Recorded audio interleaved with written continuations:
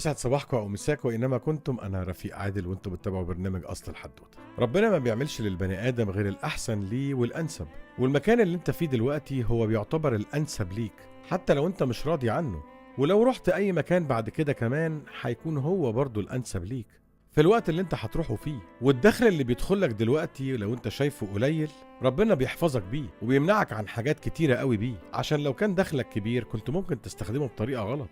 اي رزق او نعمة ربنا بيكتبها لك هي المناسبة ليك في الوقت ده. كتير بنعمل مجهود زيادة عشان حاجات عايزينها تبقى موجودة معانا، لكن خليك واثق ان في الاخر ترتيب ربنا هو الافضل والانسب والاحسن، عشان ربنا بيمن عليك او بينعم عليك بكل حاجة في وقتها الصح واللي بيحس ان احنا محتاجين. واوعى تنظر نظرة المحروم، خلي دايما نظرتك هي نظرة الراضي اللي بيشكر ربنا على كل حاجة. تبقى راضي وبتشكر ربنا على رزقك حتى لو وقعت في مشكلة وانت شايف ان الحياة سودت وانتهت قدامك. ده بيكون درس ربنا بيعلمك بيه حاجة معينة في حياتك، وخليك واثق دايما ان الدروس دي بتقويك وبتكبرك.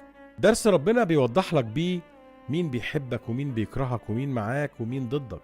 درس ربنا بيعلمه لك يفتح لك افاقك، يخليك تفكر احسن، عشان دايما لما بنكون تحت التجربة بنفكر بشكل تاني خالص. واهم درس لازم نستفيده احنا اللي نعلمه لنفسنا، نشوف احنا غلطنا في ايه وما نغلطش نفس الغلط تاني. سعادة البني ادم انه يشكر ربنا على كل اللي اداهوله، ودايما تخليك على يقين ان كل اللي بيحصل في حياتك ده مكتوب لك وان هو الانسب ليك.